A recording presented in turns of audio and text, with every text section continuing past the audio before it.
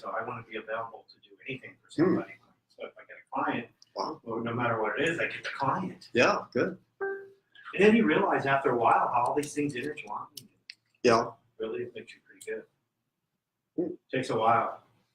I Takes a long time. I'm in my 15th year and I'm starting to feel, yeah, I'm close to being an attorney now. Oh, there are a lot of Really? attorneys Is that that really struggle. But They, like I broadened my horizons. So. Yeah. No, that if it's working, that's good. Because I know a lot of attorneys have a hard time making a go of it. Really? Yeah, they seem to. I mean, they make an okay living, but they don't thrive like what they were hoping to. I don't either. I don't thrive. I get by, but I've been close to really hitting the jackpot a few times. It just didn't work out. Yeah. But that hasn't been my strive is to hit the jackpot. It really hasn't. Hello, everyone. Hey, Ivan. How are you, man? I really do help a lot of people. Yeah. And I like that. Good. I think it's great that he's interested in theosophy. A Yeah. lawyer. Well, probably hand in hand. I mean, Ivan, it's I totally slacked and haven't looked at it yet. Oh, not like I'm even when you're in law, you have to think. You're not deep into study with it yet? not yet. I'm not there yet. So I'll keep it for a little bit? You Okay. keep it for Lawyers trying to get the next court stage. Yeah. My dealing. Maybe we'll use it. Maybe we will use it. Do you take on clients whether they're guilty or not? I mean, that was I her don't do a lot of seminal criminal work, stuff, so. But I don't know. I'm sure I've had a couple people that were guilty that I thought were too. I just wonder how. But then you get a lot of people that are guilty, and you let them know you think they're guilty. You don't see them again. Yeah, you have to be able to.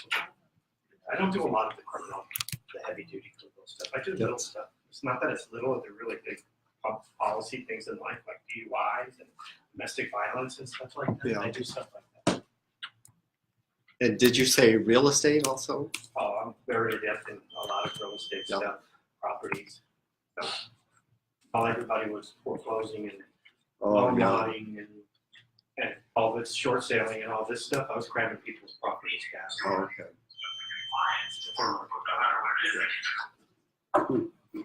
All these attorneys were taking advantage of everybody.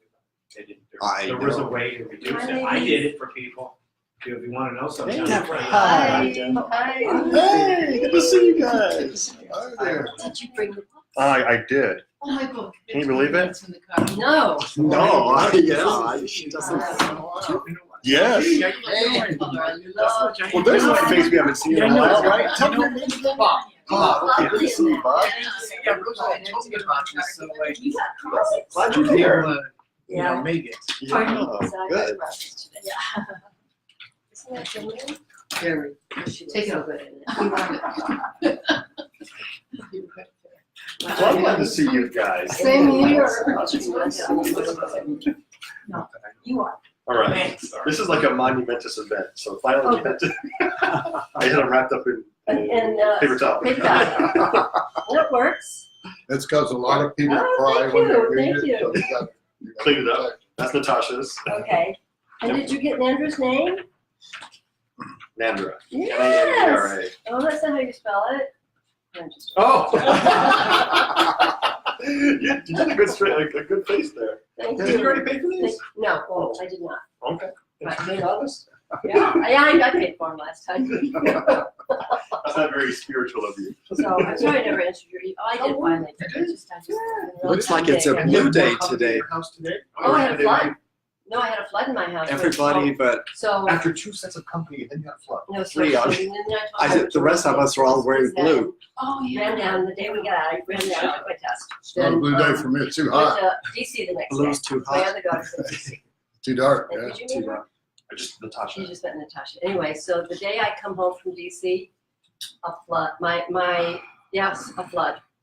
flood. Our dishwasher, our washing machine, the connector broke off and just flooded the house. And so now they've pulled up, they're in the process of pulling out all of our wood floors. And I mean, they've got these plastic tents all over. Hello. It's a mess. Was there any mold? Hopefully not. There was no mold. We caught it in time. Thank goodness. Matter of fact, the day I got home, we were going out for dinner, and I had them come after we went to dinner. Even I just said, "Come tonight." Yeah. Start. Oh So my they came and gosh. put all those, all the machines that they put out To dry. to dry and pull out the water, and it's like 110 degrees because they're out there. because they're hot. She's just saying that for you to feel sorry. Yeah, for her. I do, it's working. See? My electricity bill has like doubled. They just, they send you your electricity just in the last week. Oh yeah, those fans and dryers use your power.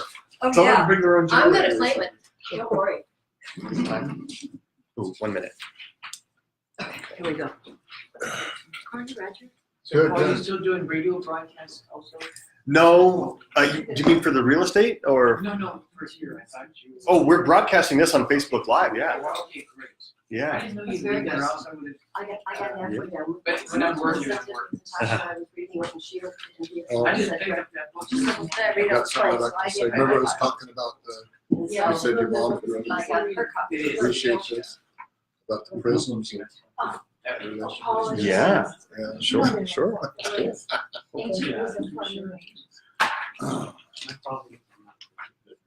Well, And I'm going on page 92, so I know just where to start. All right, it's 2:30. Okay. Frank The Feliz. paperbacks are 15 and the hardcovers are 20. Oh, did I pay you enough? I only gave you 10. They're 10, right? 10 cents? Oh, Is that You right? said there were 15. Well, they use. Wait, the hard cut. I'm confused now. How much? Well, I give you 20. Oh, I thought you wanted to see it. Oh, no, I actually. I Oh, saw it the- this are the morning. softs 15? Oh, okay. I can't remember. Well, I don't know, I paid 10 Yeah, for the well, last we- one, but He's got a Years whole ago, bunch we were of selling for them. 10, They but we reprinted. raised the price. Okay, They're this, 50 cents. Deborah, the a softs piece. are 15 and the hards are 20. okay, I put 20 So- in there. so. Just 20. So we need 10 more. 10 We have more. 3 hard covers and about 10 soft covers. The hardcover's $20, right? Yeah, I just picked up mine this Thank morning. you I just- so much. That's very nice of you. Here, here. Do you want it in the box or for yourself? Let me, Do I get it, We've never yes. charged more. signed? later. Is there an Signed. You know, app? if they do want it, all the ones I got you. Okay, Roger, I'm going to owe you. And they sign What should it. it be? I've I never owe you 5, All right. I've never been charged more. Oh, or owe somebody, I don't know. yes. Oh, me But too. no problem, we can change it. I mean, yeah. No, next time. I should take it by once, but. I was gonna write you a check today. Even when I was a kid, I didn't- Cash. That was from Steve. Steve, okay, thank you, And Steve. he wants you to sign I just Okay. grabbed it by- later. I was gonna say 2. He wants you to sign it. 17. Thank you. Hey, he wants you And to we'll sign. get 10 more I for, just gave Roger 5. 5. I owe you 5. That's fun. Okay, my math must be off, okay. Okay, Two- so. oh, okay. Did you, You're fine. did you put that in here? It's a separate, No, I owe you 10. What is we're that? good. I don't know, Okay. what is that box? Donations. All right, 2:32, let's go ahead and get started. Whatever you want. All right.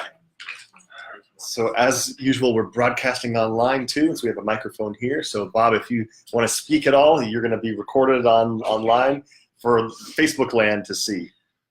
All right, well, welcome everyone. This is our 10th session. Glad to see you guys. So we're on chapter 6, Reincarnation. It's our second meeting on chapter 6, and we'll probably have a third as well, depending on how far we get today. Let's take just a moment for a short meditation before we begin our discussion. Just make yourself comfortable and make your spine tall, and just allow your tall and straight, and allow your eyes just to gently close. Begin to notice the breath. The breath is the easiest focal point to place your awareness on for calming the mind. It's the easiest thing to think about. Just your breathing.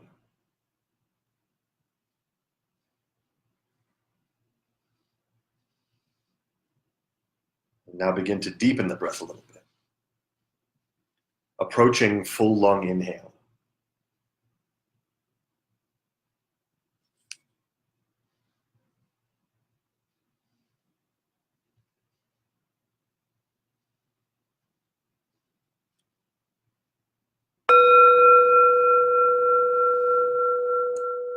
Feel free to join me in an Om. Inhale.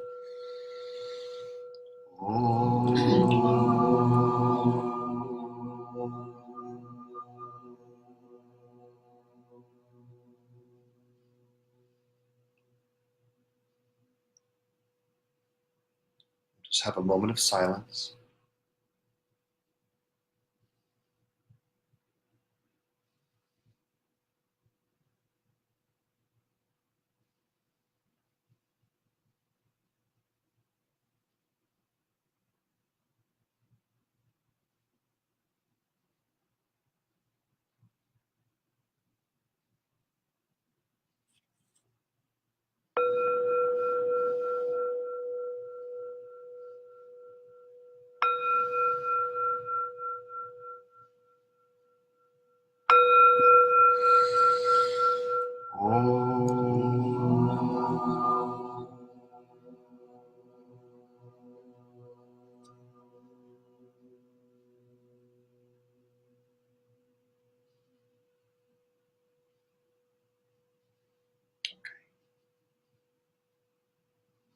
And welcome back.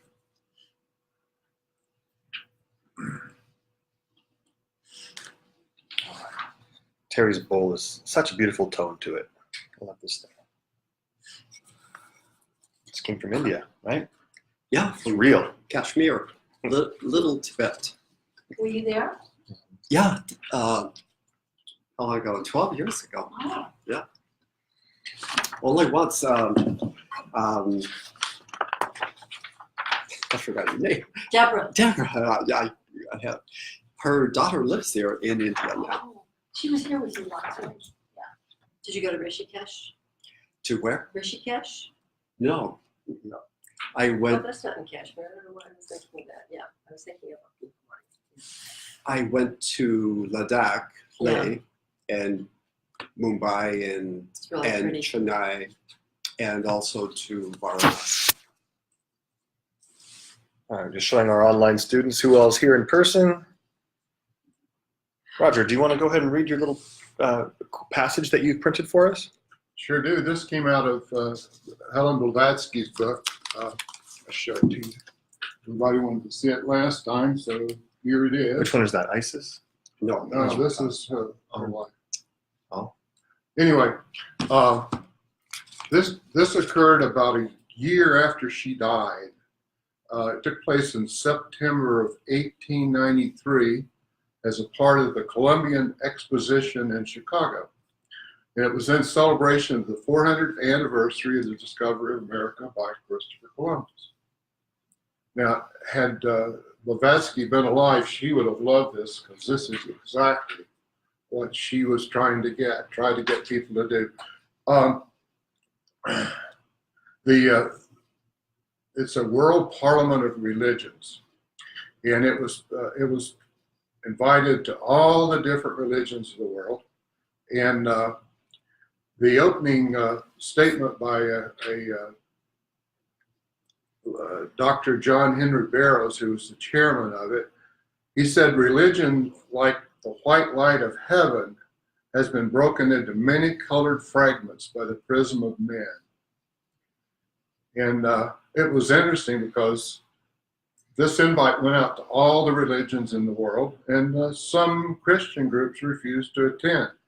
And an interesting one I noted was the head of the Anglican Church of England, the Archbishop of Canterbury. He wrote, "The Christian religion is the only religion. There's no reason that we would be attending this because we're it." That's my add to it.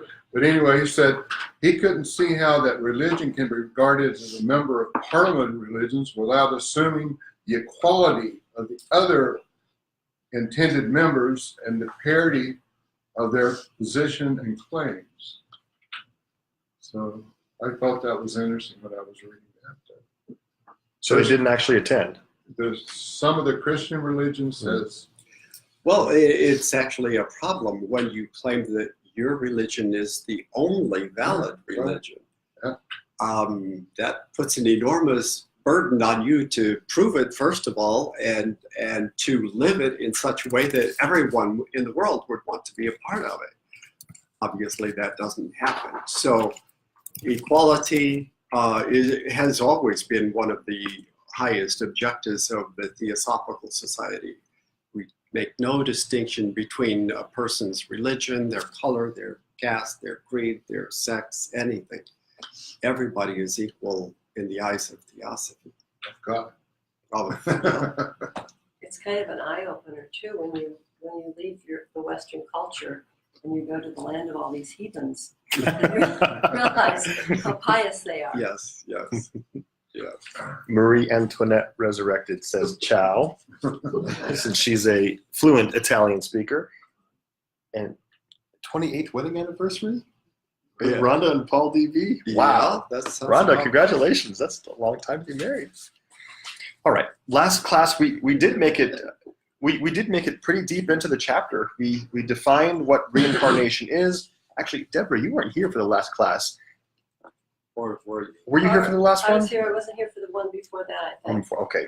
So I think. we did dive into this. Yeah, I was here last time. Okay, so it's a 7-page chapter in the book that we're studying, so there is a lot of material here to cover. We went through, let's see, the first several sections. We talked about the 4 possibilities after death, the 4 post-death possibilities. Let's go over those again, and of course we can review any other concepts that anybody would like as well.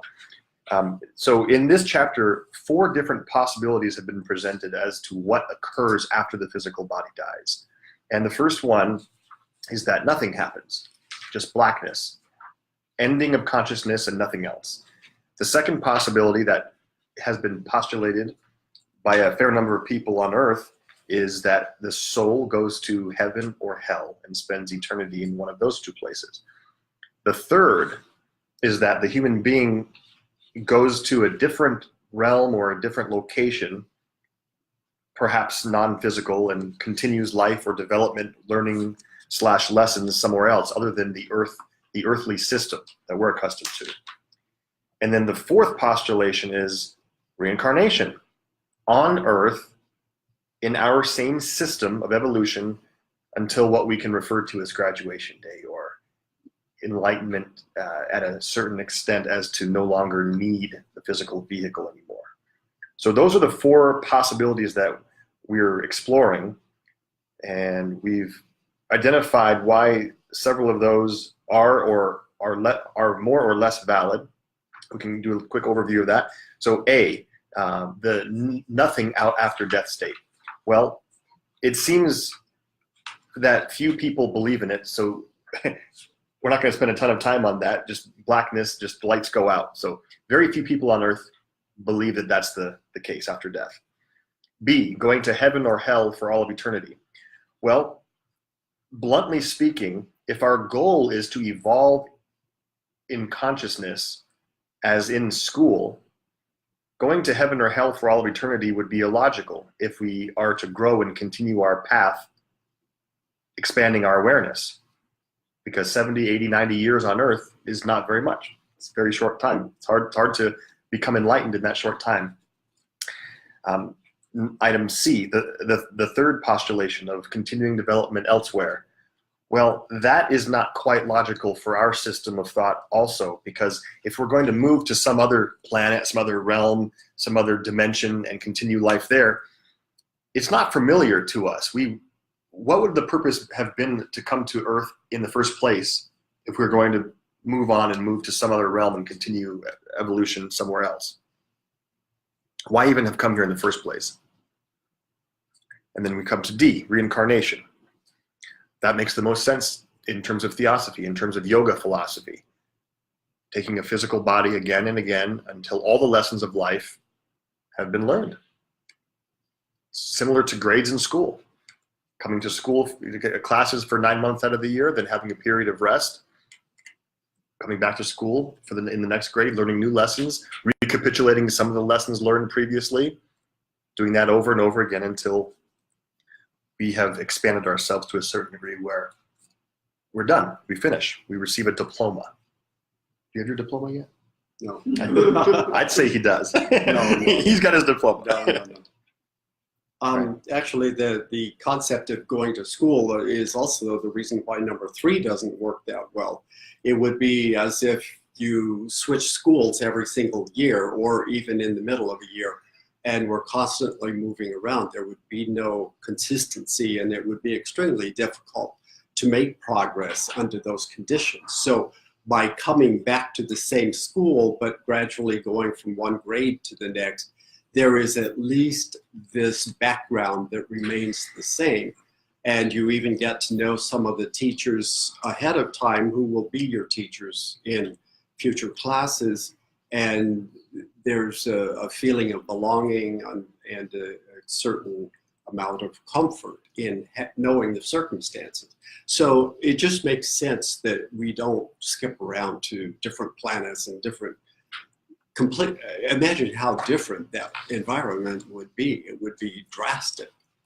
So consistency is important in this phase of our evolution. Speaking about this slow and steady progress, that is how life works. It's a series of expansions. It's a gradual process of learning. It's not a sudden, massive expansion of knowledge that happens after we die. We don't become full blown in terms of knowledge in an instant like that. It wouldn't make sense to our consciousness, and especially to our brain. So it takes time. It takes a long time, and one lifetime is barely just a blip on the cosmic radar. Many, many lifetimes. And for people like myself who are always questioning and asking, and very technical, they want to know, well, how many lifetimes? I mean, how many does the average person come to Earth? And it's very difficult to say because every single individual is different. We all learn at different rates, and we all have different karma, dharma, and different experiences. So it's different. But I have heard, and I can't remember which book it was in, it might have been Masters on the Path, but there is an average that some clairvoyants say of 700 plus lifetimes. 700. And when I first heard that, that raised a big question. 700 lifetimes. So multiply that by the average number of years a person lives. You know, in the ancient days, it was a lot fewer years than we live now. But still, that's approaching what? Hundreds of thousands of years, perhaps? Well, how far does... Well, go ahead. yeah, when Yeah. you consider the time that you're out of incarnation, it Sure. is said that the amount we spend in between incarnations is approximately 10 times the amount that we are in incarnation.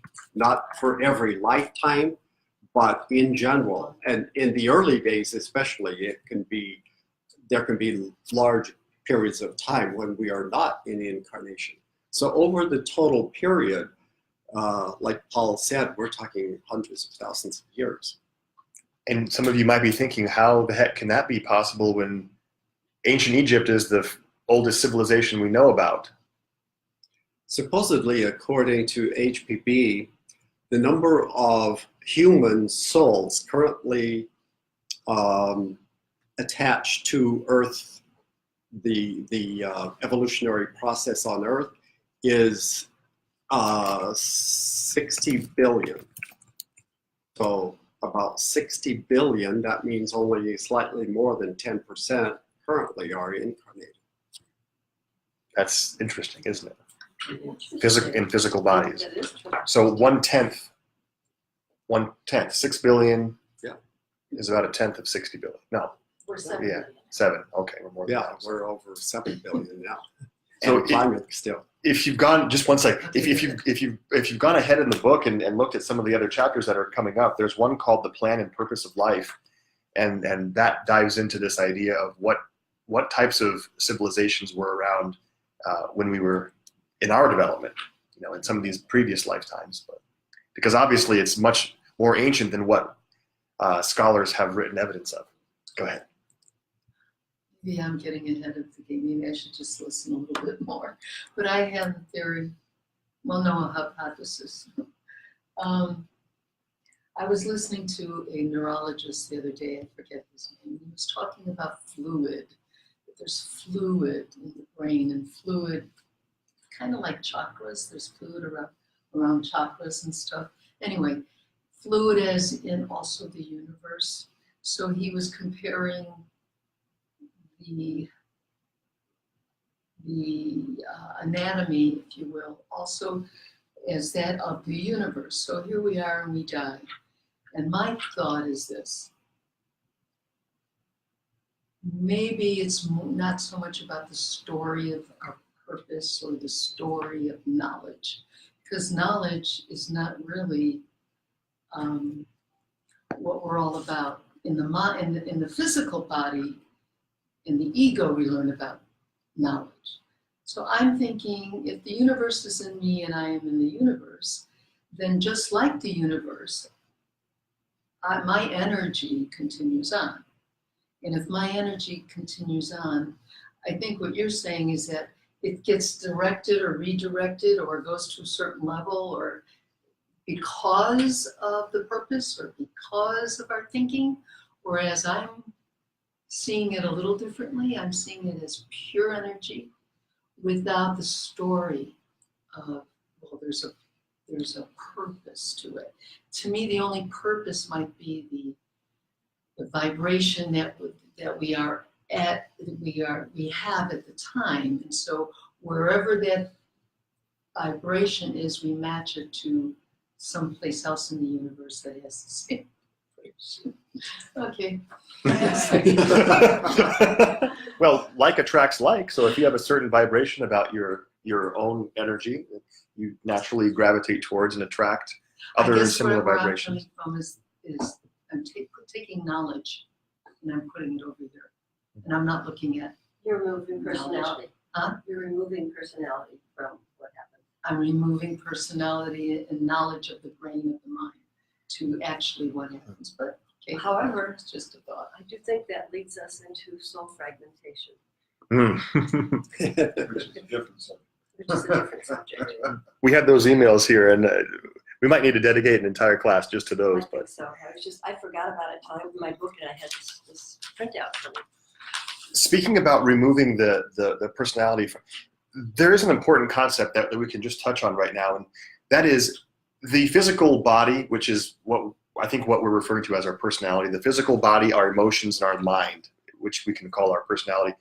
Those are necessary in order to gain experience. Those are necessary in order to experience manifestation and to In human expand. form. Correct, which is all we're really concerned about for these 777 lifetimes. And when we're not in when we're not in a personality, it's almost like a state of suspension. And there really isn't any progress being made according to these teachings. So the personality is necessary to gain knowledge, to talk, to interact, to have some kind of resistance, which is what the physical world is all about. Two polarities resisting against each other in all the different ways you can think of two things interacting, or more than two. And without these bodies in the lower part of our nature, there isn't any growth. And so from these teachings, it's necessary to have the knowledge and the ego for a period of time, at least for a period of time. But isn't Sure. the in-between period a time of bringing all that together? I mean, it's not that we're just stagnant, totally blacked out, right? I mean, our being is incorporating our new knowledge. More importantly, that period in between incarnations is a rest period. That's part of the cyclical nature of so many things, is a rest period. In one sense, it is the coming together of everything, but we don't necessarily comprehend it ourselves. It's more like the natural Absorption. reabsorption of all of the essence of the experiences that were had during that lifetime to the level of the soul, and then the preparation to come out once again in a future lifetime to resume that process. But you're saying there's no knowledge of it whatsoever. You're like completely comatose. So to speak. No. We talked about. You may have missed that one. Oh, there you go. That's But Bardo. it's not at all. But we're not fully conscious during that period. There are experiences that we have. The first part is more similar to the dream state at night, and then there is another period which is called Devachan. Oh, where- yeah, I was here for that. Oh, you were okay. Yeah. So it's not unconscious, but it is. The first part is semi-conscious, and the second part is, in a way, super-conscious, Okay. but not in the same way that we experience super-consciousness on Earth. It's hard to explain, but it's Go not and quite come back the and same. tell us.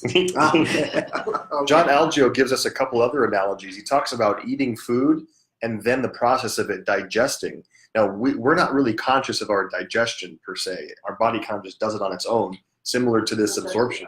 Sometimes we are, sometimes, right? But we're very conscious of the process of eating. That's similar to the lifetime being the eating period where we're absorbing, we're taking in lots of information. And then the bardo, or the period in between, is like the digestion. He also says it can be similar to cramming for your exams and to learning in school and cramming for the exams, and then you go on a summer vacation for 3 months. So it's kind of about recuperating or, getting charged up again and ready for the next lifetime. There were two other concepts that we did talk about last time, but it does not hurt to re-explore them. All the human beings, so Terry mentioned there are 60 billion human beings that are connected with our Earth, that are coming in and out of incarnation over the course of the history of our system, of our planet here. And it's important to know that not all souls come into the human kingdom at the same time. This is very, very important, and it teaches us a lot about others' development and why we shouldn't ever judge or try to ascertain the level of anybody else on their journey. So human souls enter the human realm in waves or in groups. And so the 60 billion that are here currently, some are wildly more advanced who have been humans for a lot longer, and some are very young. And in pop culture, we hear the terms young soul and old soul. Well, that comes from truth. Certain souls make the jump into the human kingdom from the lower kingdoms at a certain point in time, and then there aren't any for a while. They come in groups. And so each group will be evolving and learning at its own pace. And of course, the individuals in each group learn at their own pace as well. And there are the groups that enter at different times and in history. So some are in kindergarten, some are in third grade, some are in junior high, and only a very, very few people are in graduate school. Tiny, tiny fraction. So there's a lot of theosophical literature on this, and it's so fascinating to talk about it, but it's not practical at all. But if you look at this, and I ask, well, why? Why are there very few super enlightened? Why are there few human souls in graduate school? Well, because our system is relatively new in the scheme of all systems. And if you read some of these very esoteric writings in theosophy, you learn that our system is certainly not the only one that's in existence in the cosmos. So we're relatively new. We barely have been around long enough to produce our own enlightened teachers, the graduates of the human world. That's the reason for that. There are many more human souls in the lower grades, in the undergrad school. So from our own humanity, the ones that are connected with this earth, the first ones to graduate were the Christ and the Buddha. So we're talking about 2,000 to 2,600 years ago. And that's only a tiny little second in the whole time frame of this earth. So we're just barely producing our own graduates. And it will get faster, but it does take a long time. We have a comment here, Constance Wilson. She says, "Good evening, Paul and hi, Terry. It's Connie in Fort Pierce, Florida, Eugene's friend from high school." Oh, Wow. wow. Oh, okay, Connie, I remember. She believes that as we come back lifetime after lifetime, it's to gain knowledge and increase our core vibration. Mhm. And that's generally true. Very good. We come back and we learn more each time. So that concept is important to know. And of course, there's a lot more to discuss about that, but that's for a later discussion. The next concept that we want to recap from last time is the order of learning. This is also just mind expanding to think about. So think about school again. There's usually a syllabus for each grade or each class that you're taking. There's a syllabus. There's an order of learning, or a curriculum, a sequence of lessons to be taught and learned. Okay, so that sequence of lessons, whether you learn addition first, then subtraction, then multiplication, then division, that sequence is different for every person. So that's very important to remember. So putting that into practical terms, someone who appears to be extremely advanced in one area of life might have never even learned at all a different subject that you may be an expert in. Could be music versus math. It could be communication skills versus handiwork. Someone could be able to build a skyscraper but doesn't know how to share his feelings with someone. So the order of learning, and to put it in other terms, let's see, someone who knows how to build their own house and survive in the forest or build a hut might have no idea how to go interview for a job, something very basic like that. So we can never judge someone's advancement, somebody could be very, very advanced in every single area and lack one key piece. What would an example of that be? Emotional intelligence. Okay, someone who runs a Fortune 500 company but has a wild temper. We see that all the time. Or vice versa, someone who's a Zen master but is terrible with money and can't keep a dollar in his bank account. We see that all the time too, where people are spiritually advanced and then they'd have no no ability to handle finances. That was HPV. If she had money, it was gone. And it often was because she gave it away to people. She could never say no to anyone who was in need. Mm. There was a point in time when HPV was coming to the United States, and she had a first-class ticket on a steamer. And she was walking along, and there was this woman with two childs that were sitting on the pier crying because they didn't have the money to go. She traded it in, and there was 4 in steerage. So from first class, she went down to steerage. If you know what steerage is, And it in was those a rough days, trip. it's down inside where Steers. you don't come up on the deck except for a short period of time and in one certain area, and you're crowded in with all of these people. There are no individual berths at all. It's horrible. And if you can imagine the conditions, in those days, it took anywhere from a week to 2 weeks to make the crossing. And she gave up her first class ticket in order for this woman to, someone had swindled her. They had sold her a fake ticket, and when she went to get on board, they said, this is not a valid ticket. And she had no money.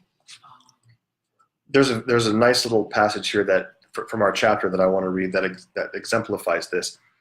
John Algeo says, because the order of learning varies in every individual, the criminal or simpleton may have learned some particular lessons that the saint or sage has yet to deal with. It is said that even a soul nearing perfection still may lack some fundamental quality already possessed by those who are much less evolved in all other respects. The soul would be like a student who had learned well all subjects except geography, behind others in that one subject, yet ahead in all others. That just seems to make so much sense to me. It just depends on where we've been born on the planet, to what type of family situation we've been born into, what time in history we've been born throughout our lives. And then there's one more key piece: what opportunities we either take advantage of or don't. And that's where free will comes into play. That's why you can imagine the wild variety of different stages that all human beings can be on in their own unique journeys and paths. So I believe at the end of the day, though, when you rise to a certain level with your spirit, you don't need to come back here anymore. There's something else that everybody's gathering and resting and coming back. It's a lot of knowledge. It sounds like there's a purpose for that knowledge. I think I can see the resting stage. I think if we're resting, we're not ready. After these 700, 800, 1,000 lifetimes, of course, there is another stage. We will have gained everything this earth can teach us. And there's a purpose for it, too. Yeah, We're only exactly. going to go through this process because there's going to be something beyond that we need this process for. Yeah. That's the only way it makes sense to me. And the other part of that is that if it ever ends, that doesn't make sense too, because what happens after that? It has to continue forever. It's the eternal progress is the order of the day. So we are infants. Yeah. I'd be willing to offer the same argument. If after all these lifetimes that just ended, that's the same discussion we're having right now about each lifetime. Why even have come here in the first place? Why even have done all those lifetimes in the first place? And speaking to your point, one of the options, one of the tasks that will then become available to us to either accept or not accept is to come back even when we don't need to be a teacher and to help others. And the key piece that Terry and I always, our entire book is centered around this, is how to eliminate, reduce, and eventually eliminate suffering.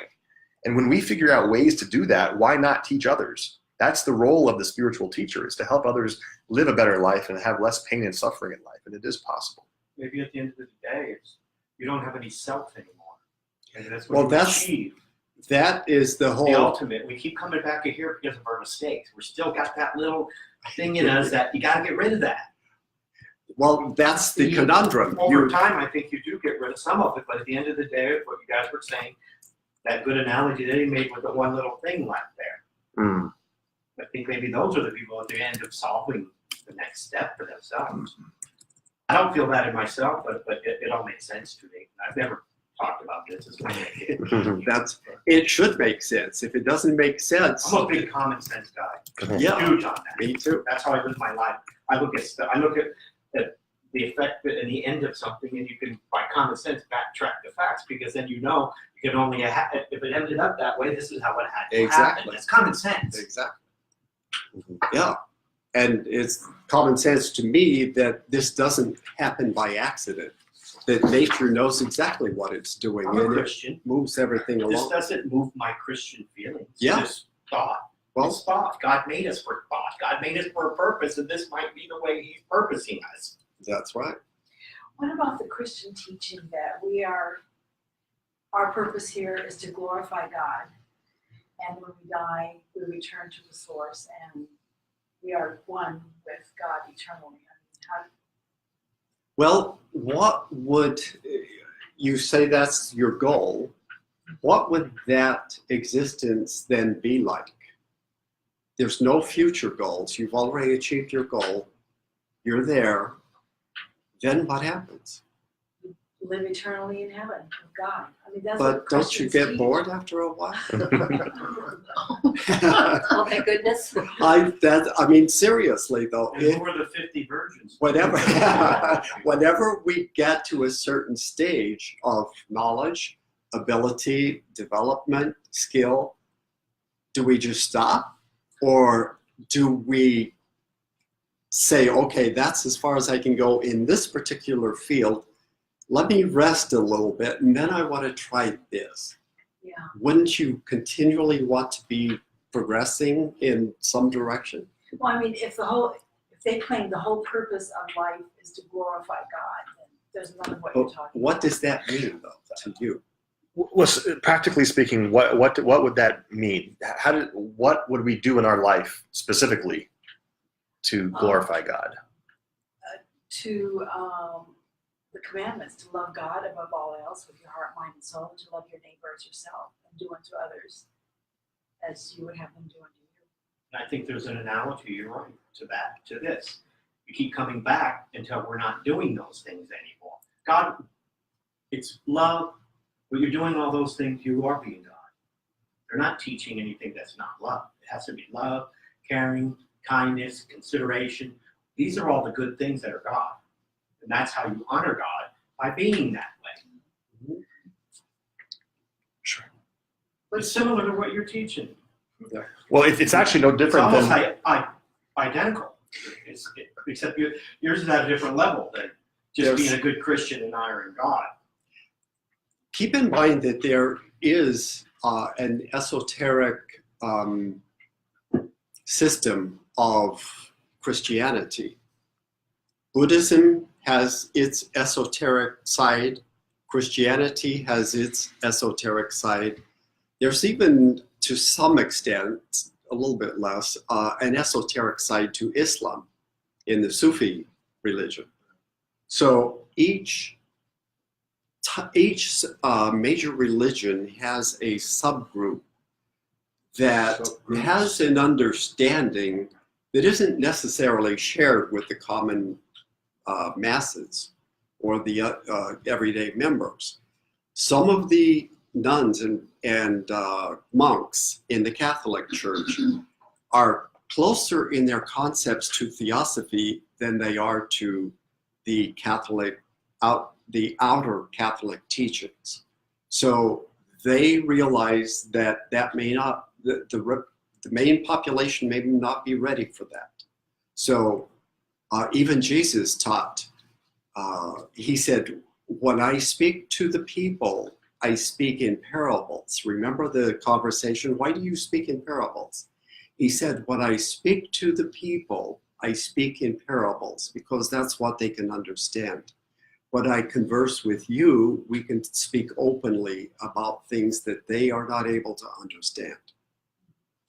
So we're talking about things that most people do not understand.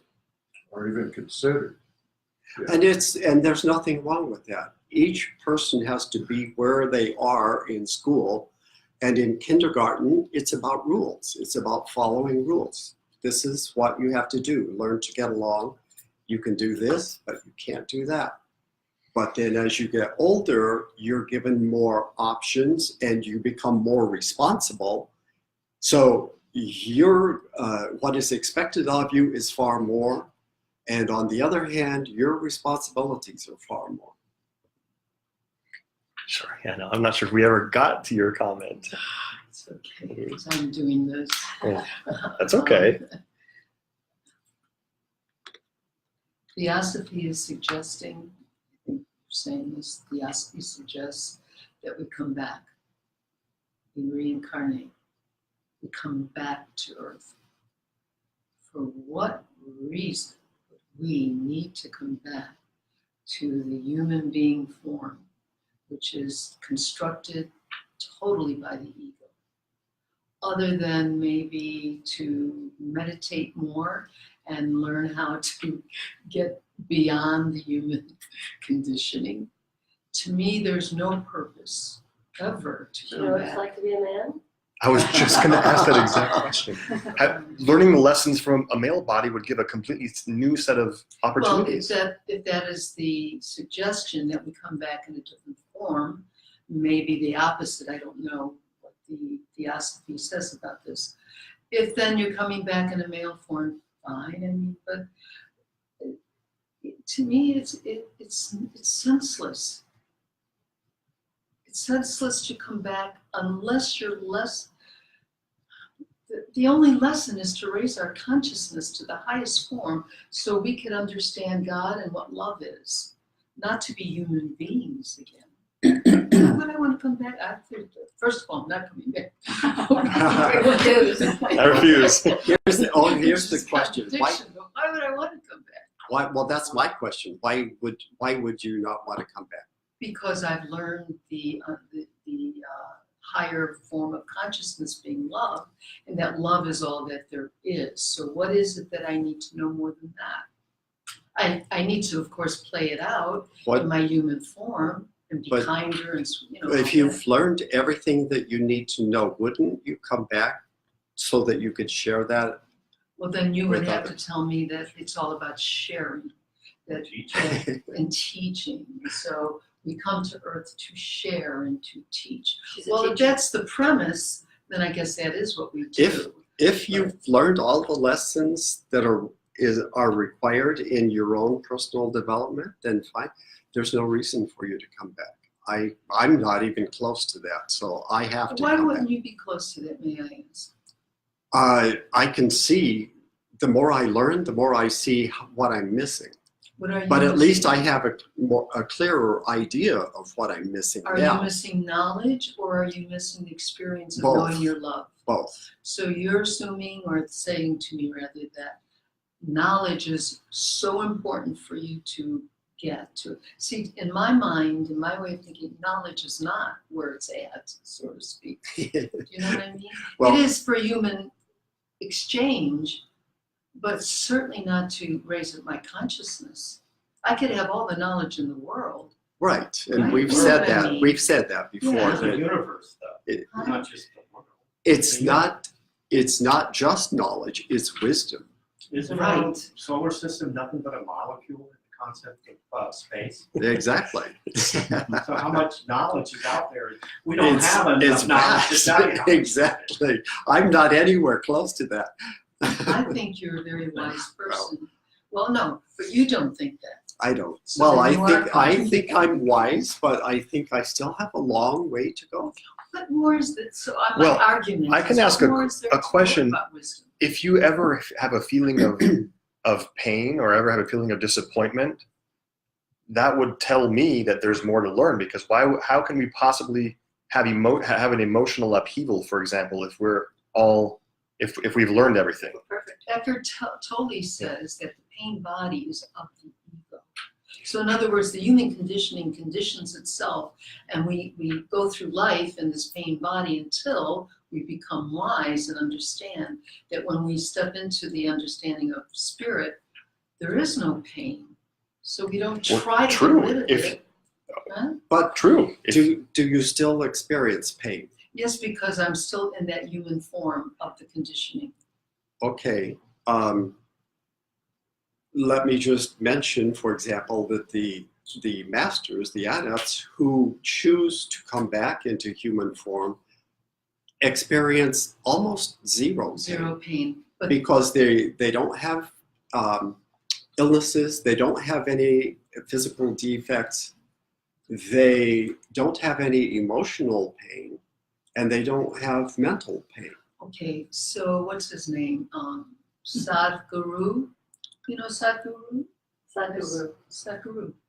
S-A-D-H Guru. From the email you sent. Sadhguru, yeah, I forwarded Yeah, you. Did you listen to that? I started watching. I've watched 20 minutes of it. It's like an hour and a half Really, long. Really good, really good. Claims this. Through meditation, which is nothing but experience of self, being aware of self.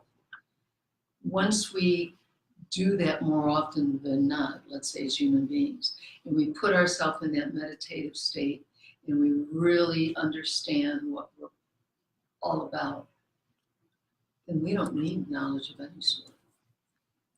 How do you understand what you're about without knowledge? You become aware of your awareness. You become, through experience, through And deep then what is meditation. the purpose of just being aware?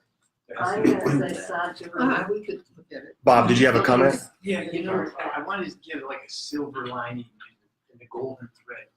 We have to understand we're dealing with our carnal mind, Right. okay, which is dual. Then we're dealing with a higher mental body. We're dealing with our causal body and our body within the great central cycle.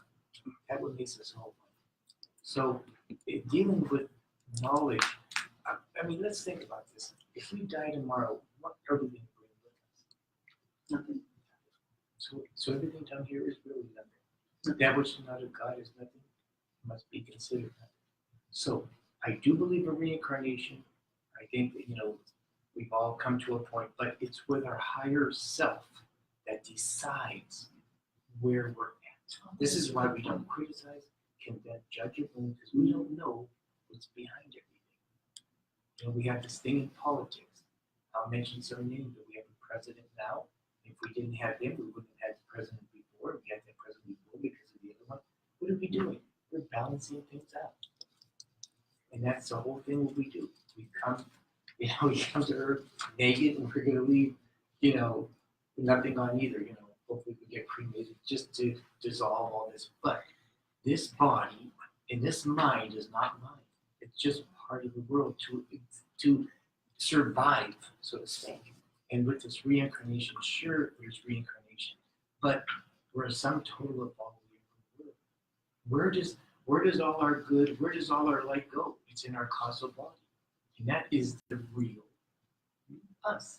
And what's this other stuff? I mean, coming back, I don't really need, if my higher self believes I should come back, I will.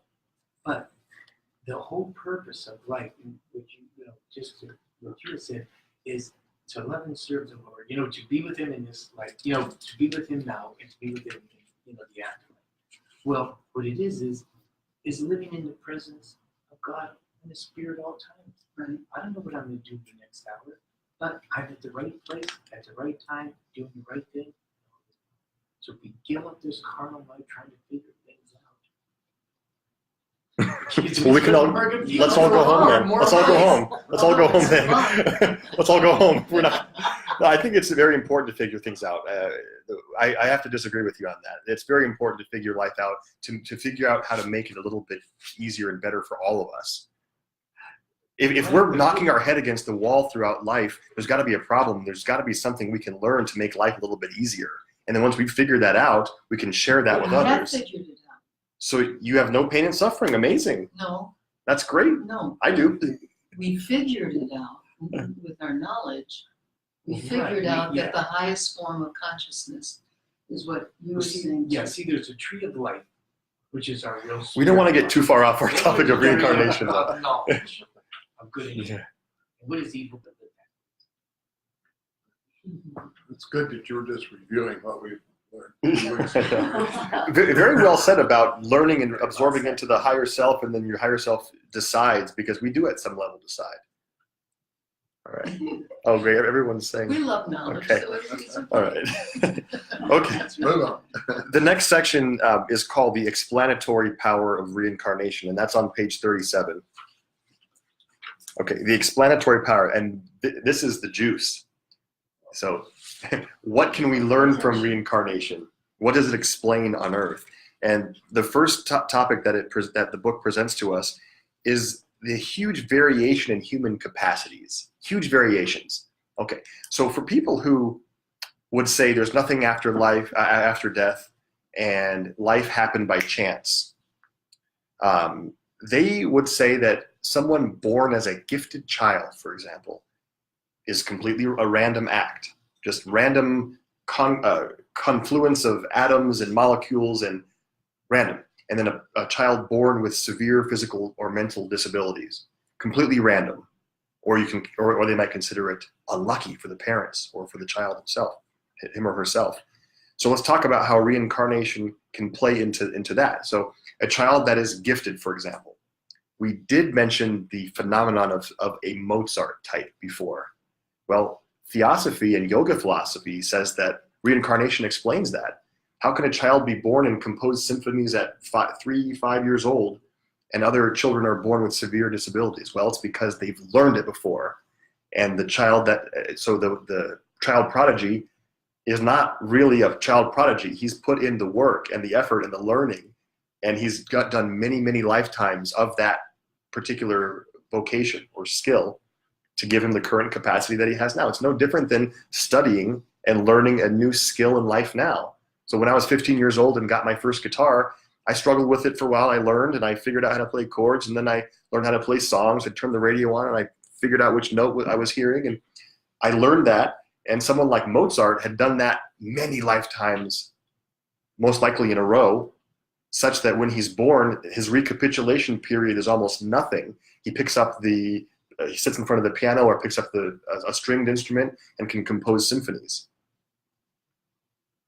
Harpsichord. Yes. Sure. Yeah. Sure. And that can be applied to any skill in life. Okay. Let's see. What about conscience, morals, and ethics?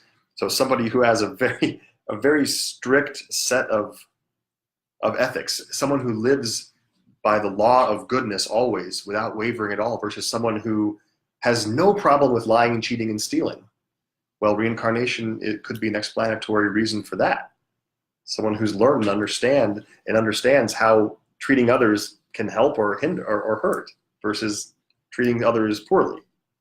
When you're born Italian like I am, there's no hope. That's part of your karma, though. Being born in a certain situation to provide lessons to learn, and if the person that's born in those situations don't learn through those lessons, it'll happen again until it's learned. And that's the knowledge we were talking about. Sorry, I keep talking. No. The interesting thing is the consistency throughout a lifetime. When a person is born, right within the first few months, they have a very distinct personality. Some are just happy babies. Some are fussy and are never happy, and others are inquisitive. So you notice the traits right off the bat, and as soon as they're able to communicate, it's even more obvious. And those don't change a whole lot during So the the DNA lifetime. goes all the way back. Yeah. Into the universe, into no time Yeah. and space. So this, whatever we've developed in the past, that's what we're born with, and we keep going forward. We don't regress either. Once you've learned something, you have learned it. So the only thing that might be necessary is what we call recapitulation, meaning that for example, if you've learned music in a previous lifetime, maybe you learned on the harpsichord, or you played a pipe organ in a church somewhere. Well, not many people play pipe organs anymore. You might have to learn to become a concert pianist, but there's not a huge difference. So It's a review process, really. that person picks it up very easily and moves and starts making new progress very rapidly. Difficult situations in life that are very relative. So think about a situation that a person in a different culture in a foreign land might view as difficult versus what we have in our first world country. So problems become relative when you think about reincarnation. So a problem of someone living in a third world country that, let's take India, for example. Is India considered a third world Second. country? Second world? They'd be insulted. It's Give me a changing third. rapidly. Okay, second. So Changing rapidly. let's think of a country in Africa that's a third world country. Yeah. Someone who lives on a dirt with a dirt floor and has to go out and find their food every single day, and they might not find food on a particular day. Well, to us, that could possibly seem inconceivable. We might die. We might not have the skills or the abilities to, but to them, that's their daily life. So that problem to them is not that bad, but to us, that'd be horrendous if we woke up one morning and had to go out and find, it'd be completely out of our realm. And so, but for them, can you imagine someone who normally wakes up on a dirt floor and goes and finds their food every day? How would they prepare for a job interview? I know I've used that analogy before, but that problem might seem insurmountable to that person. But to us, we know how to create a resume and put on a suit and tie or a pantsuit and go do that. So problems are relative based on where you've lived on Earth, what experiences you've had in the past or haven't had. One thing that I found very interesting when I was in India is that, and I believe it's because they have a firm belief in reincarnation and karma, the people who were homeless, for the most part, were not at all unhappy. Very happy people. That's what I've heard from many people who have traveled to India. I was absolutely amazed. People who had nothing, or they might live in a little tiny shed that was stuck in an alley somewhere, and they were just happy as could be. Grateful. Yeah, and they never felt like they were being put upon. They're like, you know what? This is my karma, and I'm going to make the best of it. And I thought that was really enlightening. Accepting. But you know, I'm going to say this, you know, in a way, you look at our civilization and you look at other civilizations. So there's certain root races, you know, in which you build up the momentum. And, you know, I've been to Africa, I've been to about 15 countries, and I've seen a lot of stuff. And, you know, their whole life is survival. You know, it's almost like we go in, you know, get up in the morning, go into work, come home, eat, you know, watch TV. You know what I mean? We're like on a survival. You know, if we're supposed to be light bearers, we're supposed to be spreading the light. You know what I mean? We're not trying just to survive for us.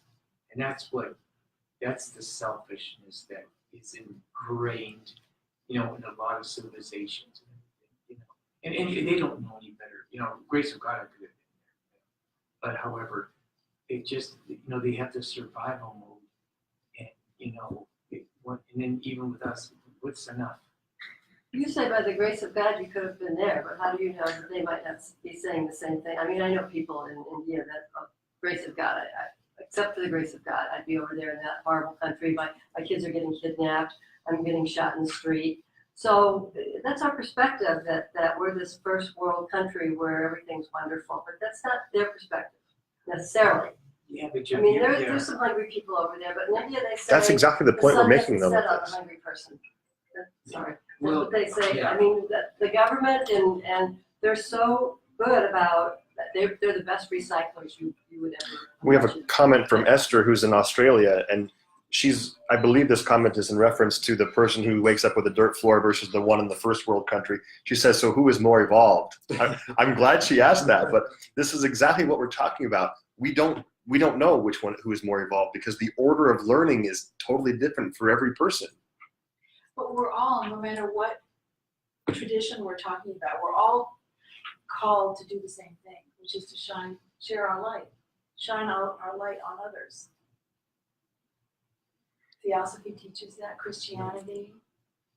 If we live in a tribe in a jungle and we have hungry lions waiting to eat us, I think our priorities are a little different in that situation. But yes, eventually our Those who are more able and involved, sure. that's what we're called to do. What is the saying in the Bible? From those to whom much is given, much is required. Not expected, required. Right. I'm thinking of Maslow's hierarchy of needs. Mhm. Heard, right? Sure. So when we are, depending upon what level we're in, if we're at the lowest, like survivor, we can't even think beyond that because we're so occupied with where we're at and what we're doing. And just the other day, we were talking metaphysics about poor people. Why are poor people so happy, it seems? And the conclusion is when you have a catastrophe or when you're poor, you tend to share. You don't separate, you come together. You tend to need each other more. So as time goes on in our culture, at least, we do separate and we do go on because to be successful means to go here and to go there. And so families are separated, so forth and so on. So to me, there's no, to me, I understand exactly why poorer people, I came from an old neighborhood where the people were poorer. And it was so much fun. I loved every minute of it because we came together. The more wealth we had, the more we came apart. So, you know, the heart of sharing. And that's why we say we don't know how advanced people are based on their circumstances. Some of the poorest people are far more advanced than the wealthiest people. You also bring up one more point that I want to touch on. Maslow's hierarchy of needs, the person who is living at that bottom basic survival level, that also has to do with what we refer to as sanchita karma. It's the portion of our total karma that we're working through currently, and we might need to be in that situation to learn certain lessons. And we'll save the deeper conversation on the different types of karma for our next chapter, but we might be there for a reason. Yeah, I think we got kicked offline for a moment. Can we just wait 1 second here? Let me just see what happened. It's interesting that you brought up Light Bearer. Blavatsky's, one of the magazines that she published was called the Lucifer. Lucifer, yeah, the Lucifer, which is the Light Bearer. Lucifer is a light bearer? Oh, absolutely. I've never heard that. Oh, you Absolutely.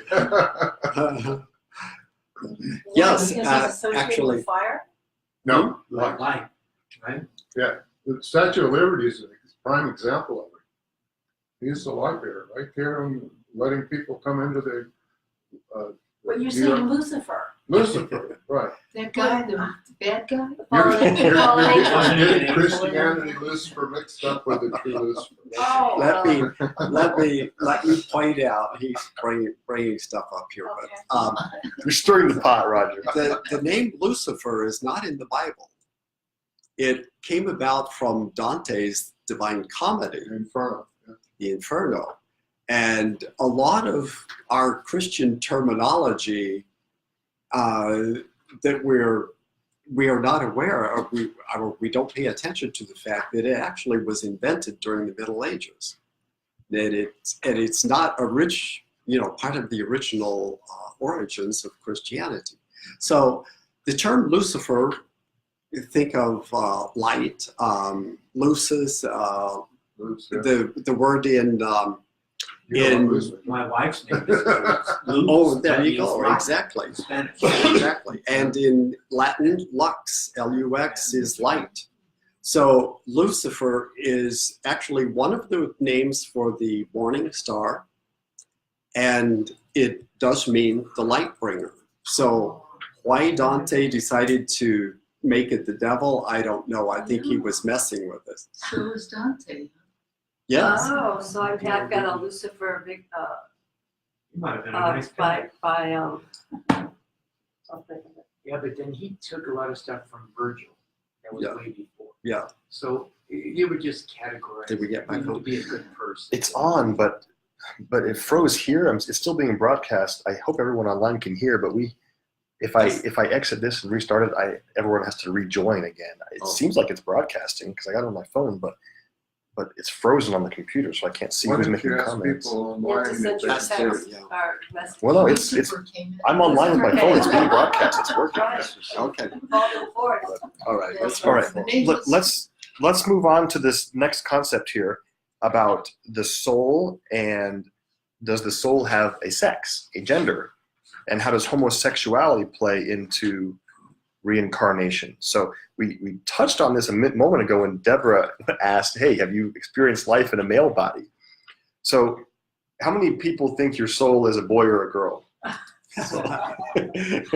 No one thinks a male or female soul. Some people do. Never gave it much thought. Yeah, neither have I. No way No way. What? that it is. So it's genderless. So just as a matter of curiosity, the Mormons, for example, believe that your soul has a gender. You were either created as a male soul or a female soul. That's a the lot of sex, not the gender. Yeah, exactly. Right. So they absolutely believe it, but the rest of us probably have never considered it. Yeah. But the point is that beyond the physical, there's no reason for sex. In the physical body, sex has the purpose of procreation, but other than that, you don't procreate at other levels of existence. In India, hijras are considered good luck. Oh, what is? A hijra. Oh, yes, right. What is They actually, What's that? They have both working parts. Oh wow. Okay. A hermaphrodite. hermaphrodite. That's What hermaphrodite. is That's the intersex? with There. intersex. Oh, Like yeah. that's trying to be a girl. There's a different name for boys, but rather having the assumption of being women and vice versa. Well, that's probably who we really are. We are intersex. I Well, teach this. and that's it. It's polarity. It's polarity, and that's the important part. And as we've all pointed out before, we need a wide variety of experiences in life, and we don't get it in one lifetime. You have one sex, you have one nationality, you're in possibly one ethnic group. You have one mother tongue. You can learn other languages, but you will never have more than, well, some people do have two mother tongues, that's true. But once you get out of your childhood, your method of learning languages is very different. I lived in Switzerland, and our next door neighbor was the ambassador from Saudi Arabia. And they had a 5-year-old kid that spoke 5 languages and fluently, every single one: English, Italian, Arabic, French, and I think Farsi. But he could speak all of them just like that. When you're that young, you learn very differently. Up to the age of 7, you can learn any number of That's right. languages, 11, 12, because the age of reason hasn't begun yet. That's right. And you don't question, you just absorb. Hmm. Like a sponge. Right. But it has to be reinforced on a regular basis. Pardon? It has to be reinforced on a regular basis. Like if the person you speak Italian to moves away and you don't speak it for a few Oh, months, yeah. it's completely gone.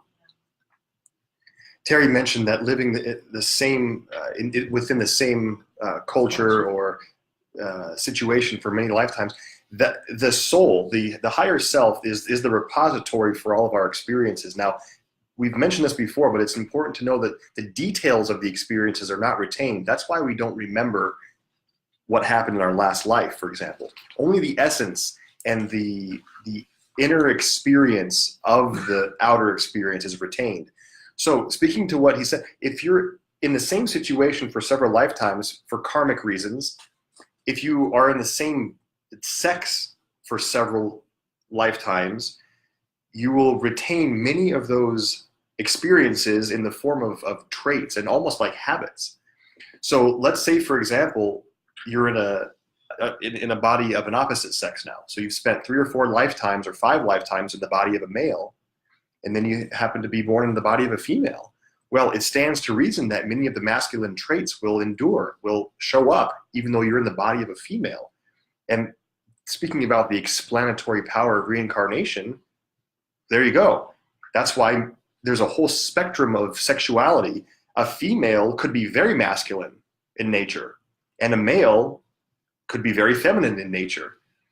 Almost no one would, I don't think it's possible for anyone to be 100% masculine or 100% feminine. There's a spectrum, and everyone falls along that spectrum based on their past, based on their karmic experiences of the past. And so that's where homosexuality comes into play. And John Algeo uses the phrase someone whose sexuality is different from what is biologically usual. And there are many people who have sexuality that is not biologically usual. I just came back from the Love Loud Festival in Salt Lake City, where 30,000 people were in the stadium in Salt Lake City promoting equality for LGBTQ youth, because Utah has the highest suicide rate for that demographic. And there was a huge concert. 30,000 people were there promoting this. So there's a lot of people who have sexuality that is not biologically usual. Right. It's interesting to note, too, that most animal groups have some form of homosexuality. You remember the penguins in one of the zoos where the 2 male penguins formed a pair and they bonded. And in nature, sometimes what happens is that they will take care of, for example, in penguins, if you have a pair of the same sex, well, males, they sometimes will take an egg from one of the females and raise it as their own. They actually, Well, because Raise they and sometimes the they mother hibernate dies. them. They what? The males are the ones Right, that they- hibernate them, Exactly. whatever you want to call it, or not hibernate them, but. the- Incubate. Yes, they have to be protected from the Arctic weather for that period of time, Antarctic weather. So they do serve a function in some animal groups, and they form very strong bonds. It is thought in the human kingdom, the psychiatrists and psychologists are beginning to find out that there are very good reasons too for bonds in the human kingdom. One of them is to help the other family members raise their children, to provide insight and just additional help, because it's not easy. It takes a village to raise a child. And sometimes the fact that they don't have children of their own gives them an advantage to be able to support and to provide training and to be additional support to the parents in that way. It's one of the reasons that teachers quite often, they don't necessarily have children, but look at the influence that they have and how they're able to provide support and a different environment sometimes than what the children have at home. Having a bunch of people in a home is very stressful. So sometimes school is a relief for kids to go to school and get away from it. Today at lunch, this guy behind me said, I learned a long time ago to eat whatever's on the table because I came from a family of 9. And I said, oh, you're LDS? He said, no, I was Catholic. Yeah. When you talk about sexuality, we're talking about the sex, right? And Or sexual preference or behavior. no, we're not talking about the preference, the behavior yet. So when I'm talking about sex, I teach this in my class. Oh, you mean by the way. gender? When we're talking about sex, we're talking about male or female. We're talking about gender, we're talking about the role in which our culture has conditioned us to play. So when we're looking for our gender identity, we're saying, well, gee, I feel like I should play this role and I feel more feminine. But if we're really looking at sex and the pleasure principle of sex, the pleasure principle of sex, as you said, perhaps is for procreation, but all human beings and even, animals, it's a pleasurable thing to have sex. Mm-hmm. The rest of it is what Christians put on it, the whole moral value and all that. But all of us, if we close our eyes, an animal, forgive me for being so explicit, but if we close our eyes and any kind of animal kind of pokes at us and plays with us a little bit in our genitals, we will feel pleasure. The moment we open up our eyes, we go, oh my God, because we've been so taught that it's wrong. So many of the young people today who are looking for their gender identity, and that's why there are so many, because they haven't found a place for themselves. But they're all, it doesn't matter really if you're a male and a female, meaning that you have different genitals, period, unless you have two, and that's possible. I forget what that's called. Fishes. Huh? Intersex. So what am I getting at? I don't know. We're all agog. We're all waiting now. So the sex of a person, male or female, is biological. Hormones, biological, physiological, has nothing to do with gender. Nothing. I think what you're getting at is that the sex differentiation is biological. It is what it is.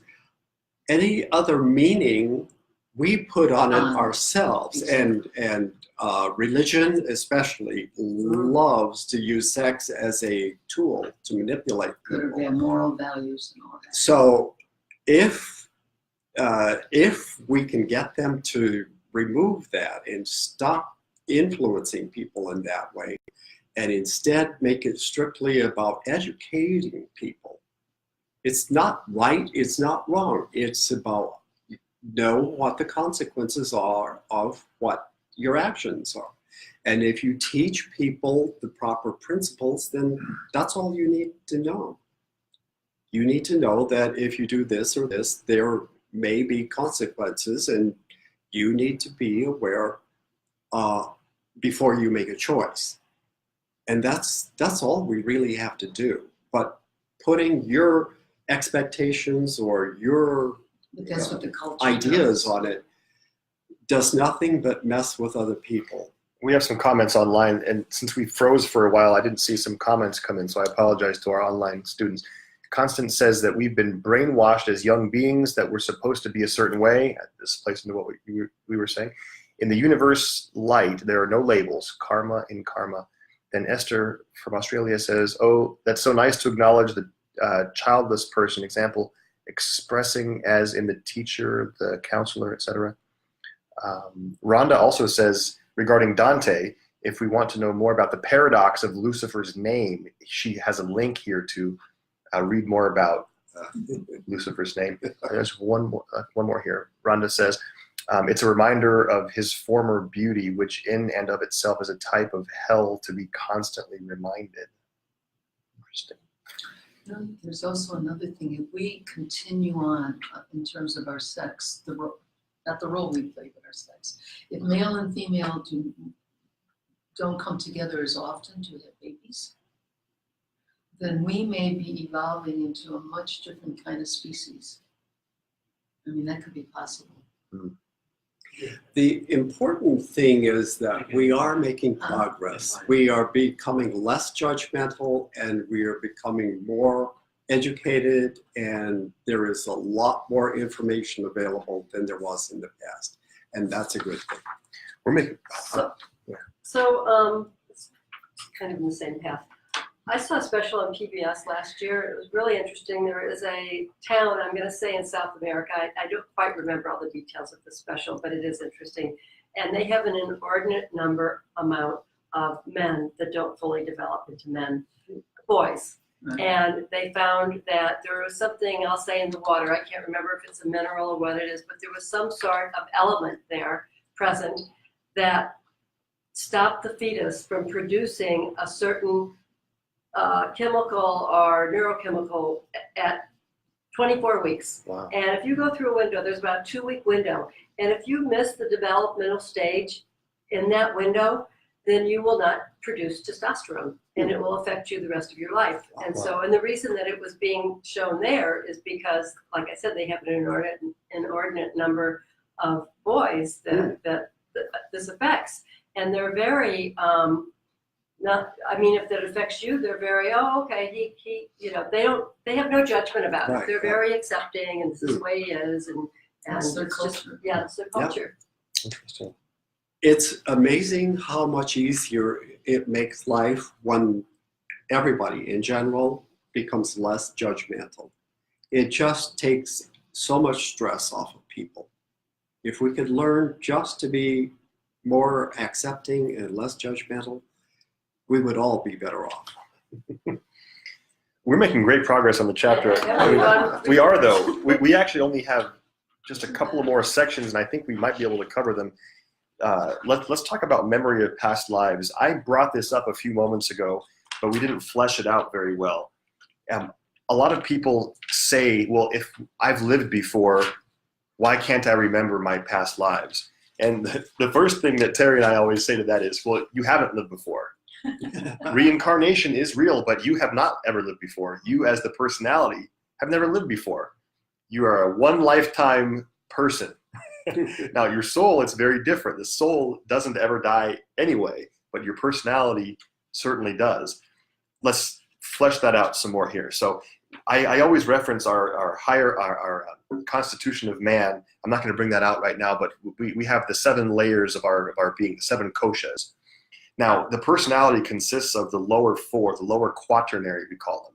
And then there's the divine triad, which is the higher 3, which endures lifetime to lifetime to lifetime. Now, the specific memories in detail, the specific experiences are brain-based. Now, your brain is a physical thing. It's an organ. It dies when the physical body dies.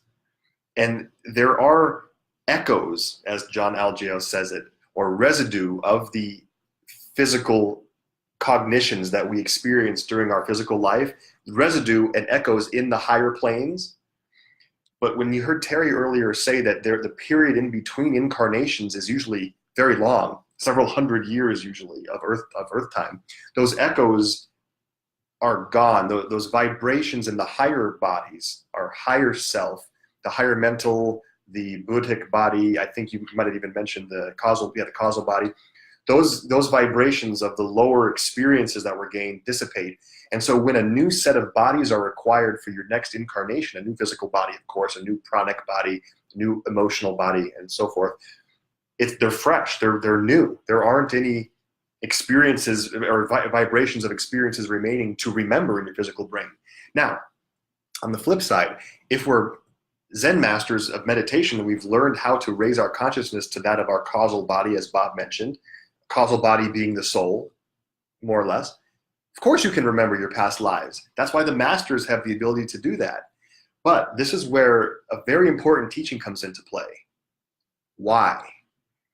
We are here to say that it's not a good idea. It's not important. There's no need to remember past lives for the most part. Now, when you progress to a certain level in these 777 lifetimes and you become nearly a near master of wisdom and you're doing different kinds of work for humanity, then it might be necessary to go back and to analyze things and to find out what someone might have done 3 or 4 lifetimes ago, perhaps. But for most of our levels now, it doesn't help. It's not a good idea for the most part to care about that. Am I right? Yes. As far as the adepts, I doubt very much that they remember past lives as much as they are able to look them up if they choose to. KH, for example, had been asked, are you able to look at your own past lives? He said, yes, but I prefer not to.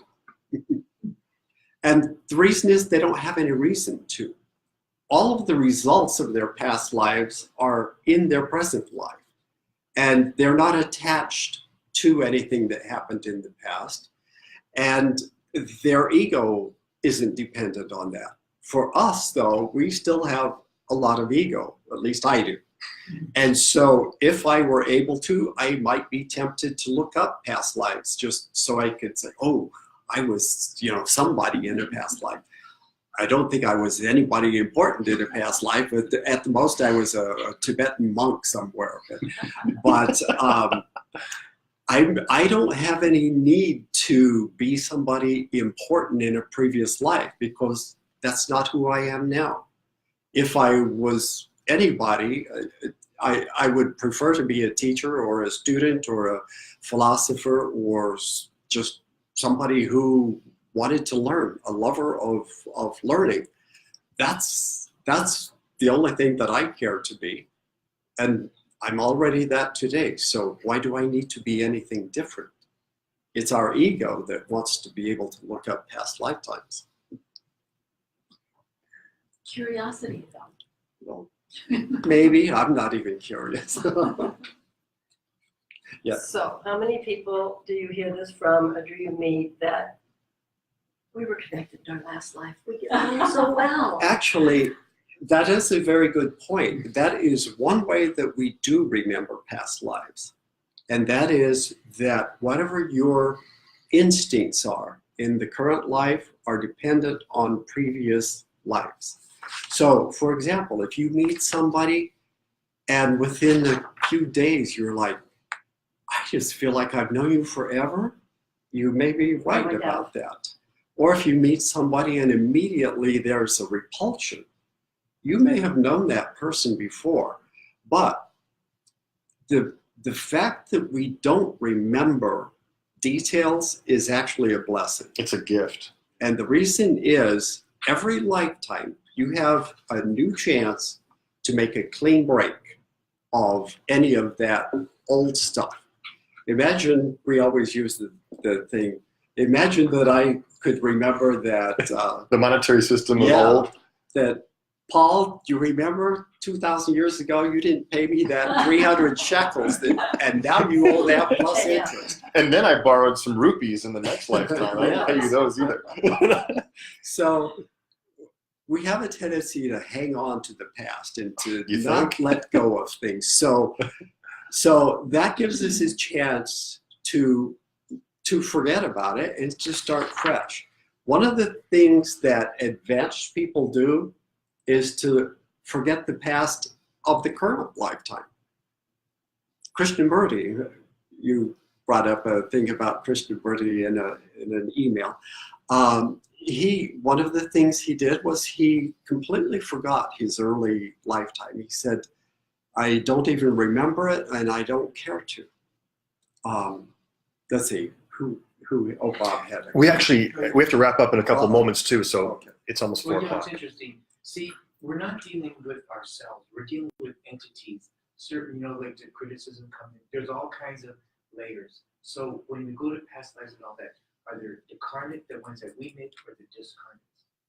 So you have to think about that because that in the back you talked about how the entities, it's really not the person. It's something that's controlling the person. This is why we love everybody. Look at no man past the flesh, because what they have is it's not them. It's not the real Christ being in us. So we have to have these entities. These entities are the ones that take us over, and they affect our thought, feelings, focus. Isn't that Okay, Christian? that's all news Isn't to that me. Christian? Before we wrap up, Christ belief. let's emphasize what Terry said about past. What do you bury the axe? Bury Hatchet? the hatchet. Yeah, the ratchet. What are we burying? The ratchet hatchet. All the hatchets that we The could wretched be, hatchet. that we would want, that our ego would tell us we have to bury. We would be consumed. If we really have lived several hundred lives, can you imagine all the conflicts we want to go and either dredge up or finish? Or can you imagine the types of feelings it could result in tremendous violence and unease and unfinished business, as he said, I believe too, it's a blessing. I mean, in this lifetime alone, how many grudges do we not drop in this lifetime alone? So it is a blessing. And I think that's a very important reason why we don't remember our past lives. So what else should we say about that? There are a couple more sections here that we could talk about, but it's We can- four. we want to can, be respectful. Spend the first few minutes of the next class to wrap up everything. Do we have to? Is it important What's that? to always get through? a lesson? No. we never do. This is our second No, we just meeting on- happen to, we just happen We to, never get through. we just happen Yeah. to be, We're not gonna be done. No. It's not gonna go in this life form. Okay, it's 4. Esther is in Australia, and I think it's probably like 9 a.m. there, or 10 a.m. Let's see. This is so cool that the next day, though. in Australia. Yeah. And Constance says thank you.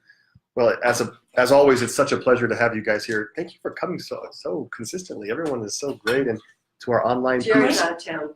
Yes, she is. She usually sits here.